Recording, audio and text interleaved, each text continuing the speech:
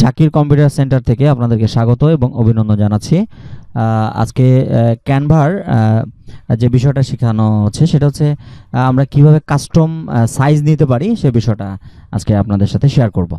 Custom size তার মানে হচ্ছে আমরা যখন ক্যানভা ওপেন করছি, ওপেন করার পরে হচ্ছে আমরা একটা টেমপ্লেট নিব নতুন একটা ডিজাইন করার জন্য। আমরা বিভিন্ন ধরনের ডিজাইন করতে পারি, যেমন ফেসবুকের জন্য, তারপর হচ্ছে ইউটিউবের জন্য বা ইনস্টাগ্রামের জন্য, তারপর হচ্ছে টুইটারের জন্য, বিভিন্ন অনলাইন মাধ্যমের আমাদের ডিজাইন করতে হতে পারে।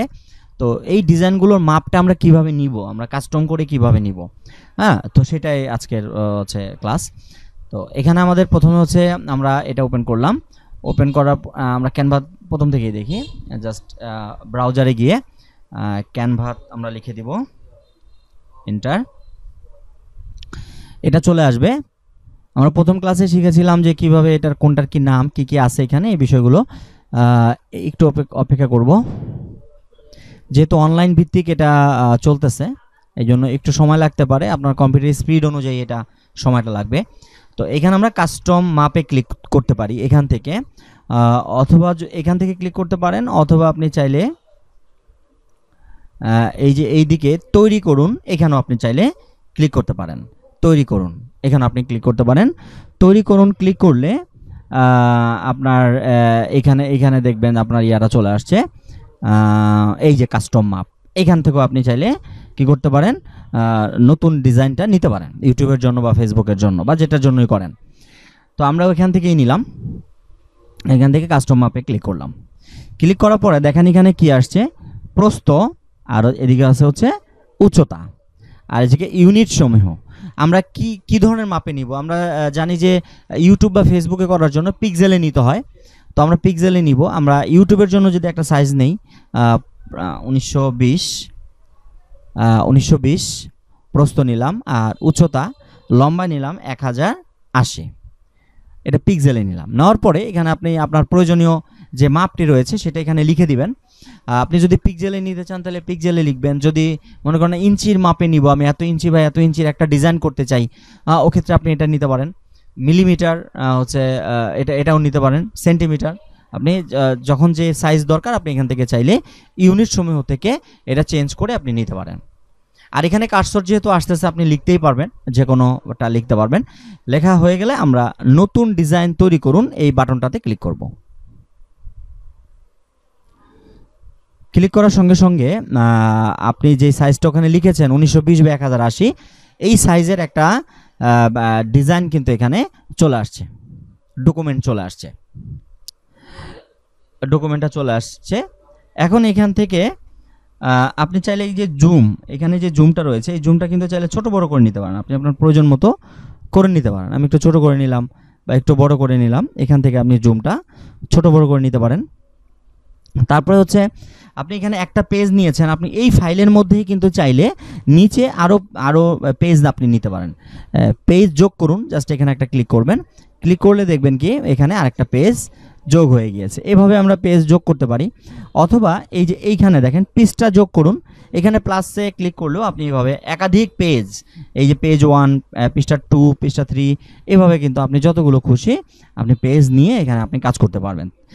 যে ইউটিউবের যে থাম্বলগুলো রয়েছে এগুলো আপনি একাধিক পেজ নিয়ে একই ফাইলে আপনি প্রতিদিন যে ইউটিউবে যে আপনি পোস্টগুলো দিচ্ছেন সেগুলোর থাম্বলটা আপনি এখানে তৈরি করতে পারেন।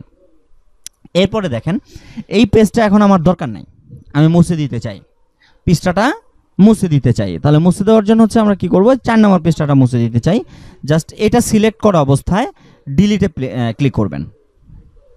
এই যে 4 নম্বর পেজটা কিন্তু এখান থেকে ডিলিট হয়ে গিয়েছে। এখানে যদি কোনো কাজ করা থাকতো সেটাও কিন্তু কি হয়ে যেত, ডিলিটে দিলে কাজ সহ পৃষ্ঠা ডিলিট হয়ে যেত। হ্যাঁ, এরপরে আরেকটা জিনিস দেখেন এখানে, সেটা হচ্ছে এখানে একটা ক্লিক করলাম, আরেকটু ছোট করি পেজটা। এখানে যদি আমি ডিজাইনে ক্লিক করি, আমরা এখানে একটা টেমপ্লেট ব্যবহার করতে চাই, এই পেজটা 1-এ একটা টেমপ্লেট নিয়ে আসবো। তো এই ডিজাইনে ক্লিক করবেন। ক্লিক করার পরে যে টেমপ্লেটের মধ্যে এই যে চিহ্নটা রয়েছে এটা হচ্ছে কিনে নিতে হবে। এই টেমপ্লেটটা ব্যবহার করতে হলে আপনাকে কিনে নিতে হবে। তো আমরা একটা ফ্রি টেমপ্লেট ইউজ করি, ধরেন এটা ফ্রি টেমপ্লেট। এখন পৃষ্ঠা 1-এ যে ডিজাইনটা আপনি নিয়েছেন সেম এই পৃষ্ঠাটাই আপনি আবার নতুন করে নিচে নিতে চান, এক্ষেত্রে আপনি ডুপ্লিকেট করতে পারেন। পৃষ্ঠা নকল করুনে ক্লিক করতে হবে। এই যে দেখেন উপরে যে 1 নম্বর পৃষ্ঠা এবং 2 নম্বর পৃষ্ঠা যা ছিল 1 নম্বর পৃষ্ঠার ডিজাইন সেম, কিন্তু ওই ডিজাইনটা এখানে আবার চলে আসছে 2 নম্বর পৃষ্ঠায়। তার মানে এখানে যদি 1 নম্বর পৃষ্ঠায় একটা ডিজাইন করে থাকেন ওটার মতোই যদি পরবর্তী থাম্বনেলটা আবার করতে চান তাহলে কিন্তু আপনি ডুপ্লিকেট করে নিয়ে আপনি ওটাকে খুব সহজে এডিট করতে পারবেন, সম্পাদন করতে। যেমন এটা হচ্ছে 25 সাল, আপনি এটা করবেন 26 সাল, ক্লিক করে দেখেন খুব সহজে এডিট করা যাচ্ছে, একদম সহজ। তাহলে এটা 25 সাল, এটা 26 সাল, অল্প সময় হয়ে গেল। এরপরে আসেন হচ্ছে আমরা অনেক সময় এই যে একাধিক পেজ নিয়ে যখন কাজ করব তখন এই পেজটা টান লেগে সরে যেতে পারে। যেমন কীভাবে সরে যেতে পারে, ধরেন এই যে 1 নম্বর পৃষ্ঠাটা 25 সালে যেটা দেখেন টান লেগে, বা এই যে এখানে অ্যারোতে চাপ লেগে, মনে করেন ওই যে দেখেন এখন এলোমেলো হয়ে গেছে, 26টা চলে গেছে উপরে, 25টা চলে আসছে নিচে, হ্যাঁ, বা সাদাটা এরকম উপরে উপরে চলে গেছে, এরকম এলোমেলো হয়ে গেছে, একটা চাপ লেগে এলোমেলো হয়ে গেছে।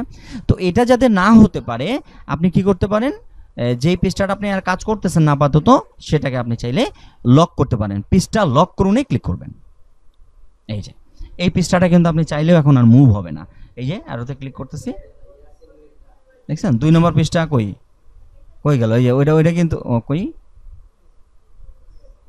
ও পৃষ্ঠার লেখাগুলোকে এডিট করা যাচ্ছে না। এই যে কোনো কিছু কিন্তু এখান থেকে চাইলে এই যে সিলেক্ট করে ডিলিট করে কোনো কিছু বোঝা যাচ্ছে না, উপরে নিচে যাবে, কিন্তু এখান থেকে কোনো ধরনের কোনো এডিটিং সম্পাদন হবে না। এরপর হচ্ছে এই কর্নারে যেটা রয়েছে পৃষ্ঠা লুকান, আপনি এই পৃষ্ঠাটা কি করতে পারেন, চাইলে এখানে ক্লিক করে লুকিয়ে রাখতে পারেন। এই যে পৃষ্ঠা 1, পৃষ্ঠা লুকানো আছে, এভাবে আপনি পৃষ্ঠাটা চাইলে এই যে এখানে ক্লিক করে লুকিয়ে রাখতে পারেন, পৃষ্ঠাটা লুকানো আছে। আবার ক্লিক করে পৃষ্ঠাটাকে আমি আবার এনে দিতে পারবো। তো এইভাবে করতে পারেন। আর এই অ্যারো দুটো হচ্ছে উপরে নিচে নেওয়ার জন্য, যেমন এটা কিন্তু ওই যে উপরে যান, আর এটা হচ্ছে নিচে যান। উপরে যান যেটা, এটা কিন্তু উপরে আর যাবে না, কারণ উপরে আর কোনো পৃষ্ঠা নেই, আমি নিচে যেতে পারবো। এই যে তাহলে এই অ্যারোটা দিয়ে আমরা উপরে এবং নিচে, কোন ডিজাইনটা উপরে নিব কোন ডিজাইনটা নিচে নিব, এভাবে আমরা চাইলে নিতে পারি। এরপরে এইখানে আপনি দেখতে পারবেন যে আপনার কতগুলো পেজে আপনি কাজ করতেছেন। এইখানে এখন কত নম্বর, টোটাল কয়টা পেজ আছে আর আপনি কাজ করতেছেন কত পেজে সেটা এখানে দেখা যাবে যে 1 of 4, মানে এখানে মোট পেজ আছে কয়টা, 4টা। আপনি কাজ করতেছেন হচ্ছে 1 নম্বর পেজে, এটা কিন্তু আমি এখানে দিয়ে দিলাম। আচ্ছা এইটা কি, এটা হচ্ছে সম্পূর্ণ স্ক্রিন উপস্থাপন করুন। আপনি ফুল স্ক্রিনে যদি দেখতে চান তাহলে কি করতে হবে, Ctrl+Alt+P দিলেও আপনার ফুল স্ক্রিন হবে, অথবা এখানে ক্লিক দিলেও এটা ফুল স্ক্রিনে আপনি আপনার ডিজাইনটা দেখতে পারবেন। এই যে এখন আমি আমার পুরো স্ক্রিনে আমি ডিজাইনটা দেখতে পারবো। আমরা বের হয়ে যাই, স্কেপ কিবোর্ড থেকে স্কেপ প্রেস করে আপনি বের হতে পারবেন। পৃষ্ঠার 2 লকটা খুললাম, এবার আমি এটাকে ফুল স্ক্রিনে দেখব। এই যে ফুল স্ক্রিনে আমার ডিজাইনটা কেমন দেখা যাবে সেটা আমি এখান থেকে চাইলে দেখতে পারি। এখান থেকে ক্লিক করেও আপনি চাইলে আবার পুনরায় আগের স্ক্রিনে ফিরে যেতে পারেন, অথবা কিবোর্ড থেকে স্কেপ চেপেও আগের অবস্থানে ফিরে যেতে পারেন। তো এই ছিল হচ্ছে আজকের ক্লাস। আজকে এ পর্যন্তই। আমরা কিভাবে নতুন পৃষ্ঠা এখানে নিব ক্যানভাতে, যে কোনো সাইজের পেজ আমরা কিভাবে নিতে পারি, ইউটিউবের জন্য, ফেসবুকের জন্য বা অন্যান্য যে কোনো মাধ্যমের কাজ করার জন্য আমরা যখন নতুন পৃষ্ঠা যোগ করব তাহলে এই একই পদ্ধতিতে আমরা এই নতুন পৃষ্ঠা নিয়ে কাজ করতে পারবো। তো ধন্যবাদ আজকের ক্লাসে যুক্ত থাকার জন্য। আবারও ক্যানভার 3য় ক্লাসটি করার আশাবাদ ব্যক্ত করে আজকের ভিডিও এখানেই শেষ করছি। সকলে ভালো থাকুন, সুস্থ থাকুন এবং জাকির কম্পিউটার ট্রেনিং সেন্টারের সাথে থাকুন।